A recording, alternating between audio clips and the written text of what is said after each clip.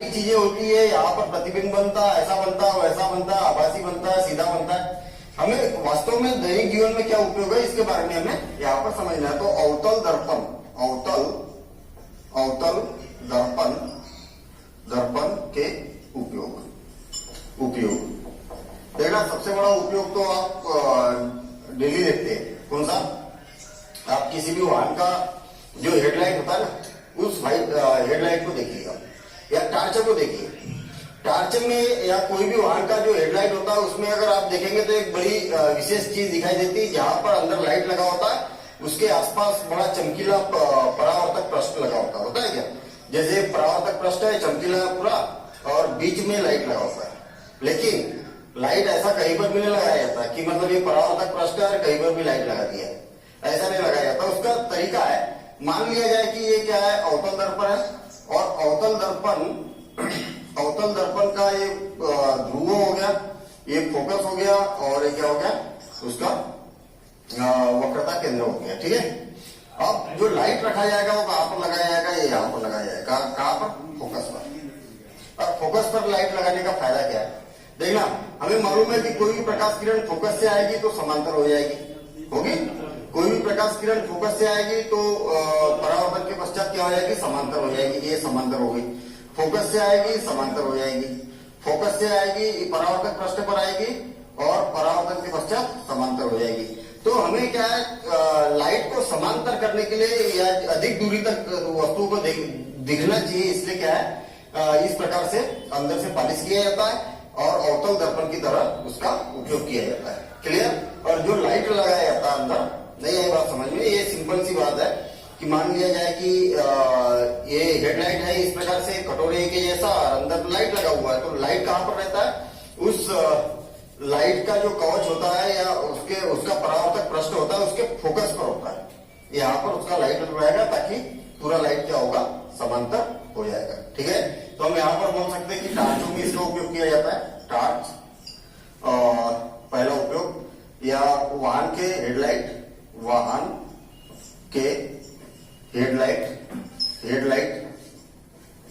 के रूप में ठीक है। अब किस प्रकार से किया जाता है यहाँ पर हम समझ चुके हैं। सेविंग दर्पण के लिए इसका उपयोग किया जाता है। देखना, सेविंग दर्पण के लिए इसका उपयोग किया जाता है। मान लिया जाए ये दर्पण है, ठीक है, और इस प्रकार से क्या है, इसका ध्रुव है, ये फोकस है और ये क्या हो गया, वक्रता केंद्र है। यदि इसको इतना झुका हुआ न बनाए, थोड़ा सा बड़े वक्रता त्रिज्या वाला बनाया, बड़ी वक्रता त्रिज्या मतलब बड़े गोले से काट के ऐसा बोल सकते, तो इस प्रकार से बड़ी वक्रता त्रिज्या वाला बनाएंगे तो ये क्लियर सी बात है कि फोकस फिर दूर होगा, और वक्रता केंद्र इससे डबल होगा। वक्रता केंद्र यहाँ पर सी पर आ गया। और हमें ये भी मालूम है कि जब भी वस्तु को फोकस और ध्रुव के बीच में रखा जाता है, वस्तु को यहाँ पर अगर रखा जाता है तो क्या होगा, यहाँ पर एक समांतर प्रकाश किरण आपतित होगी और समांतर के बाद में वो फोकस से होती हुई परावर्तित हो जाएगी। ये मालूम है, जानते हैं। और कोई प्रकाश किरण मान लिया जाए कि इस प्रकार से यहाँ पर आएगी, ठीक है, इसके ध्रुव पर आएगी और ध्रुव से उसी कोण से इस प्रकार से परावर्तित हो जाएगी। उसी कोण से क्या हो जाएगी, इस प्रकार से परावर्तित। ये वाला कोण और ये वाला कोण क्या रहेगा, बराबर रहेगा। और इसको अगर पीछे की ओर बढ़ाया जाए, ये देखिए, इसको पीछे की ओर बढ़ाया जाए और इसको भी हम अगर पीछे की ओर बढ़ाए तो ये यहाँ पर एक बड़ा, ये यहाँ पर मिलेगा और एक बड़ा आभासी प्रतिबिंब प्राप्त होगा। तो क्लियर सी बात है कि अगर हम सेविंग जो हजामती होते हैं वो सामने लगाते हैं, ठीक है ना, सामने लगाते हैं तो क्या होगा, चेहरा बड़ा दिखेगा, है ना। जो भी सेविंग वगैरह बन रहा है तो उसको अपना आवर्धक रूप दिखेगा, बड़ा रूप दिखेगा। यहाँ बैठा है, अच्छा। दूसरी बात, आभासी है, ये भी अच्छी बात है कि सामने दिखाई दे रहा है उसको। जैसे मैं सेविंग करने के लिए, कटिंग करने के लिए यहाँ बैठा हूं तो मुझे आभासी प्रतिबिंब में दिखाई दे रहा है, ये भी अच्छी बात है। पीछे की ओर बनेगा तो हमें दिखाई नहीं देगा।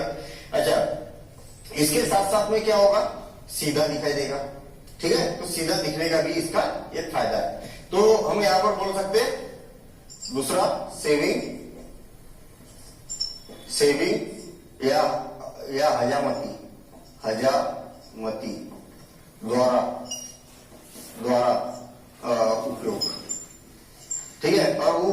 किस प्रकार से किया जाता है, इस प्रकार से किया जाता है।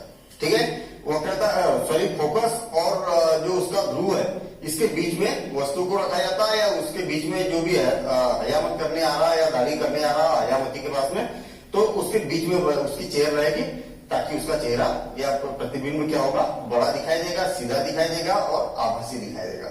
तो ये बातें हमें मालूम होना चाहिए। दंत विशेषज्ञ द्वारा, तीसरा दंत हो गया, कान गला है ना, गला नाक, ये जो डॉक्टर होते हैं ना, आदि डॉक्टरों द्वारा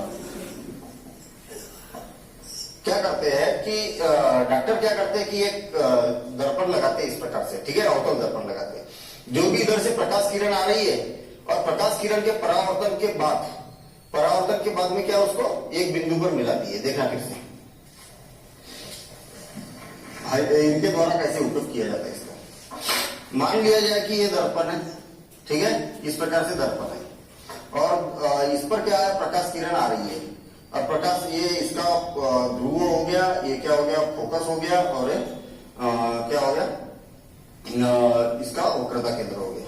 ठीक, जो भी प्रकाश किरण इसके ऊपर आ रही है तो क्या होगा, ये फोकस से परावर्तन के पश्चात कहां से जाएगी, फोकस पर जाएगी, ये इस प्रकार से ये यहां पर जाएगी। मतलब जितनी प्रकाश किरण आ रही है उसको फोकस करने के लिए किया जाता है, अंदर साफ क्लियर देखने के लिए किया जाता है, लाइट का उपयोग किया जाता है। कहने का मतलब देखना क्या किया जाएगा कि ये जो दर्पण है ना, ये अवतल दर्पण है। ये अवतल दर्पण क्या है, इस प्रकार से आपने देखा होगा कि जब दांत वगैरह के डॉक्टर होते हैं या नाक कान गले के डॉक्टर होते हैं, वो एक चश्मे टाइप का लगाते हैं और ये इधर अवतल दर्पण लगाया जाता है। मैंने भी एक बार देखा था, छोटा था, तो मेरे को बड़ी अजीब सी बात हुई। मैंने पिताजी से पूछा भी था कि ये पिताजी जो दर्पण लगा रहे हैं भाई, ये क्या आर पार तो इससे दिखाई नहीं देता, ये तो दर्पण है ना, जब आर पार दिखाई नहीं देता तो ये आखिर आंख के सामने लगाते क्यों है ये, ठीक है ना। तो पिताजी ने बताया था मुझे कि बोले वो जो अंदर लाइट नहीं है ना, जैसे मतलब कोई अगर दांत का इलाज कर रहा डॉक्टर, तो उनके अंदर लाइट नहीं है तो उसका लाइट अंदर पहुंचाने के लिए, तो मेरे को बड़ा आश्चर्य हुआ था कि दर्पण ऐसा लगा है, लाइट कहां से अंदर पहुंच रहा है, लाइट तो इधर लगा हुआ है ना यार, इस दर्पण के द्वारा उसके मुंह के अंदर कैसे लाइट पहुंच रहा है। तो उन्होंने बताया था कि ये परावर्तक होता है, ये ऐसा इधर से लाइट आता है और वहां पर केंद्रित होता है, ऐसा करके उन्होंने मुझे बताया था, मुझे याद है अच्छे से। तो देखिए इस टाइप की सिचुएशन यहाँ पर बनती है। ये क्या होता है कि जो भी समांतर लाइट इसके ऊपर आता है ना, तो परावर्तन होने के बाद में क्या होता है, केंद्रित होता है। और जैसे मान लिया जाए यहाँ पर मरीज बैठा हुआ है, तो मरीज का दांत देखना है तो वहां पर इस फोकस को पहुंचाया जाता है ताकि दांत स्पष्ट दिखे, ताकि वो इलाज कर पाए, वहां पर लाइट प्रॉपर दिख पाए, है ना। कान का डॉक्टर है तो कान में लाइट मारेगा इस प्रकार से और वहां पर देखेगा, साफ उसको दिखाई देगा। अगला बोल सकते हैं हम, जो भट्टी होती है, सौर भट्टी, ठीक है, तो सौर भट्टी पर बड़े बड़े अवतल दर्पणों का उपयोग किया जाता है। सौर भट्टी में बोल सकते हैं हम,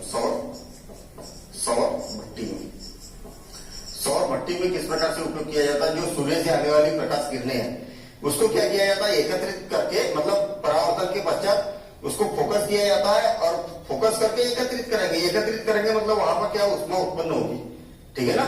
जैसे आप ये भी देख सकते हैं सोलर कुकर, हालांकि सोलर कुकर की थोड़ी सी प्रॉपर्टी अलग है।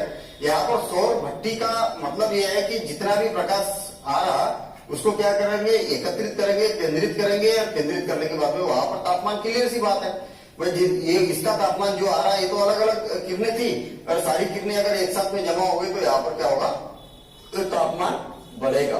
तो इस प्रकार से हम बोल सकते हैं कि आदि करके यहाँ पर हम लिख सकते हैं, ठीक है। इसके और भी बहुत सारे उपयोग है, तो इस प्रकार से हम बोल सकते हैं। अब देखेंगे हम उत्तल दर्पण के उपयोग क्या है। उत्तल दर्पण के उपयोग, उत्तल दर्पण के उपयोग सिंपल है बिल्कुल, यानी एकदम सरल। हम यहाँ पर ये बोल सकते हैं कि जो उत्तल दर्पण होता है वो वाहनों के साइड में लगा होता है। कोई भी वाहन, जैसे मोटरसाइकिल है, मोटरसाइकिल के बगल में साइड मिरर के रूप में उपयोग किया जाता है। आप कभी मोटरसाइकिल के ग्लास के ऊपर से हाथ घुमा के देखना तो बीच में से उठा हुआ दिखेगा, इस प्रकार से बीच में से क्या है, उठा हुआ दिखेगा, ठीक है। आप अगर कार वगैरह या बस वगैरह के साइड मिरर देखना तो इस प्रकार से उठे हुए दिखेंगे। उसका कारण क्या है? सिंपल कारण है, यहाँ पर क्या है, जितना पास में रहेगा उतना आवर्धित रूप दिखेगा, और जैसे जैसे दूर जाएंगे वैसे वैसे क्या होगा, बड़ा क्षेत्र दिखेगा, साफ सुथरा। अच्छा, इसमें मजे की बात यह है कि साफ सुथरा दिखता है। देखिए इसकी अपेक्षा आपको ये इसमें अलग ही दिख रहा होगा, है ना। ये वाला क्या है, उत्तल लेंस है और ये अवतल लेंस है। इसमें साफ सुथरा दिखता है, कितनी वस्तु अगर दूर भी रहे तो ये तो एक तो स्पष्ट दिखाई देगी, है ना, और बड़ा क्षेत्र दिखाई देगा, क्योंकि जितने दूर जाएंगे उतना छोटा होते हुए जाएगा, ठीक है ना। तो छोटा होते हुए जाएगा मतलब बड़ा एरिया कवर होगा। तो इस प्रकार से हम इसके उपयोग बता सकते हैं। तो देखते हैं हम, अभी कुछ क्वेश्चन है एनसीईआरटी के अंतर्गत, उन क्वेश्चनों को सॉल्व करते लिखते, वहां पर आप नोट्स बनाएंगे। नोट्स बनाएंगे मतलब क्वेश्चन आते जाएंगे और यहाँ पर क्वेश्चन दिखेंगे, उसके प्रॉपर तरीके से आपको नोट करना है और उसको याद भी रखना है, ठीक है ना। हालांकि हम बेसिक पूरा समझ चुके हैं, अब याद रखना उसको बिल्कुल आसान हो जाएगा। तो देखते हैं हम एनसीईआरटी के पाठ के अंतर्गत क्वेश्चन नंबर 1 देखते हैं हम। अवतल दर्पण के मुख्य फोकस की परिभाषा लिखिए। अवतल दर्पण की और मुख्य फोकस की बात की है, देखना डायग्राम दिया हुआ है, यहाँ पर क्वेश्चन भी लिखा हुआ है। एक बार और समझ लेते हैं हम इसको। मान लिया जाए कि हमारे पास में क्या है, एक अवतल दर्पण है M अवतल दर्पण है, तो पालिश कहां से रहेगा, जिधर से उभरा हुआ रहेगा उधर से हम क्या करेंगे, इसमें पालिश करेंगे। क्लियर। ये क्या हो गई, इसकी मुख्य अक्ष हो गई, तो ये क्या हो गया, इसका ध्रुव हो गया। इसी प्रकार से वक्रता केंद्र सपोज कर ले कि ये क्या है, C है। क्लियर। सपोज करें कि अनंत पर हमने कोई वस्तु को रखा है, यहाँ पर अनंत पर किसी वस्तु को यहाँ पर रखा है। अब अनंत से जितनी भी प्रकाश किरणें अवतल दर्पण पर आपतित होगी, तो परावर्तन के पश्चात ये यहाँ से परावर्तित होगी और यहाँ से इस प्रकार से होगी। देखना फिर से, समांतर मुख्य अक्ष के समांतर जितनी भी प्रकाश किरणें आपतित होगी वो इसी बिंदु से परावर्तित होगी, परावर्तन के पश्चात इसी बिंदु से गुजरेगी, इस प्रकार से और इस प्रकार से हम बोल सकते हैं। और सारी जो ऐसी प्रकाश किरणें जो मुख्य अक्ष के समांतर आपतित होती है अवतल दर्पण पर और परावर्तन के पश्चात जिस बिंदु पर मिलती है उसको क्या बोला जाता है, इसको फोकस बोला जाता है। तो यहाँ पर ये क्या बन जाएगा, इसका फोकस कहलाएगा। क्लियर। तो हम यहाँ पर लिखेंगे कि अवतल दर्पण पर मुख्य अक्ष के समांतर चल रही प्रकाश की किरणें दर्पण के परावर्तन के पश्चात मुख्य अक्ष के जिस बिंदु पर मिलती है तो वहां क्या कहलाएगा, अवतल दर्पण का मुख्य फोकस कहलाता है। तो हम यहाँ पर बोल सकते हैं कि F दर्पण MN का फोकस होगा। अब नेक्स्ट क्वेश्चन देखते हैं हम, क्वेश्चन नंबर 2। एक गोलीय दर्पण की वक्रता त्रिज्या 20 सेंटीमीटर है। देखना एक गोलीय दर्पण है, गोलीय दर्पण है जिसकी वक्रता त्रिज्या कितनी है, 20 सेंटीमीटर। मतलब वक्रता त्रिज्या बराबर से कितनी है, 20 सेंटीमीटर है। तो इसकी फोकस दूरी क्या होगी, तो हमें मालूम होना चाहिए कि वक्रता त्रिज्या मतलब ये जो वक्रता केंद्र है ना, इसके ध्रुव से जितनी भी दूरी पर है उसकी आधी क्या होती है, फोकस दूरी होती है। तो हम बोलेंगे फोकस दूरी। हमने फार्मूला का डेरिवेशन भी किया था कि किस प्रकार से फोकस दूरी निकाली जा सकती है। मतलब हमने ये प्रूव किया था कि जो फोकस दूरी होती है वक्रता त्रिज्या की क्या होती है, आधी होती है। तो वक्रता त्रिज्या डिवाइडेड बाय 2 और इजिकल टू क्या आएगा, 20 सेंटीमीटर डिवाइडेड बाय 2 और इजिकल टू क्या आएगा, 10 सेंटीमीटर। इस प्रकार से हम इसका आंसर लिख सकते हैं। अतः गोलीय दर्पण जिसकी वक्रता त्रिज्या 20 सेंटीमीटर है उसकी फोकस दूरी क्या होगी, 10 सेंटीमीटर, आधी होती है। सिंपल सी बात है, ठीक है। तो पूछने का मतलब यहाँ पर क्वेश्चन ये है कि आपको फार्मूला अच्छे से याद होना चाहिए कि हमेशा जो वक्रता केंद्र होता है यहाँ से ध्रुव से और फोकस होता है वो आधी दूरी पर होता है। Next question, question number 3। उस दर्पण का नाम बताइए जो बिंब का सीधा तथा आवर्धित प्रतिबिंब बना सके। आवर्धित भी बनाना चाहिए और सीधा भी बनाना चाहिए, ऐसा कौन सा दर्पण है, तो ऐसा अवतल दर्पण है, ठीक है ना, जो कि क्या करता है, सीधा भी प्रतिबिंब बनाता है, आवर्धित भी इसका बना सकता है। नेक्स्ट क्वेश्चन, हम वाहनों में उत्तल दर्पण को पार्श्व दर्पण के रूप में वरीयता क्यों देते हैं। पार्श्व दर्पण मतलब पीछे देखने वाला, ठीक है। तो पार्श्व है उसको थोड़ा सा सही कर लेना, ये पार्श्व है, पार्श्व मतलब पीछे वाला। तो वाहनों में जो पीछे की ओर देखते हैं हम, तो साइड मिरर के रूप में हम इसका उपयोग करते हैं ना। साइड मिरर मतलब साइड की वस्तु, पीछे की वस्तुओं को देखने के लिए कि कोई गाड़ी तो नहीं आ रही है, जब भी हमें मुड़ना है तो उस दर्पण के द्वारा हम पीछे की सिचुएशन को देख सके। तो ऐसा क्यों किया जाता है? इसका सिंपल सा कारण है। पहली बात तो क्या करता है ये कि जो वस्तु है वो क्या करती है, दूर की भी वस्तु को साफ इसमें देखा जा सकता है। अच्छा, पहला कारण। दूसरा कारण हम बोल सकते हैं कि इसका प्रतिबिंब क्या बनता है, सीधा बनता है। ये बड़े क्षेत्र को भी कवर करता है, मतलब काफी बड़ा क्षेत्र ये कवर कर सकता है, मतलब ज्यादा एरिया की वस्तु को हम देख सकते हैं, यानी ज्यादा एरिया को, क्षेत्र को देख सकते हैं। इसके बाद में इसका जो प्रतिबिंब बनता है वो क्या बनता है, दर्पण और फोकस के बीच में बनता है। तो हमें यही तो कारण है। दर्पण, जैसे मान लिया ये दर्पण है तो इसका प्रतिबिंब भी क्या पास में दिखाई देता है, ठीक है ना, मतलब फोकस और दर्पण के बीच में दिखाई देता। तो उसका कारण क्या है, वस्तु चाहे कितने भी दूर हो लेकिन हमें जो प्रतिबिंब दिखेगा बिल्कुल पास में दिखेगा, जिससे हमें स्पष्ट समझ में आ जाएगा। इसलिए हम इसको वरीयता देते हैं। कारण लिखे हुए, कुछ कारण लिखे हुए यहाँ पर। ये सदैव सीधा प्रतिबिंब देते हैं, बिल्कुल सही है। इसका दृष्टि क्षेत्र भी बहुत अधिक होता है, अर्थात ये क्या करते हैं, अन्य दर्पणों की तुलना में बहुत बड़े क्षेत्र को देखने में समर्थ होते हैं। तो कारण बहुत सारे हैं, अपन एक दो कारण यहाँ पर दे सकते हैं। देखते हैं हम नेक्स्ट कॉन्सेप्ट और उसको समझते हैं, फिर उसके क्वेश्चन को सॉल्व करते हैं।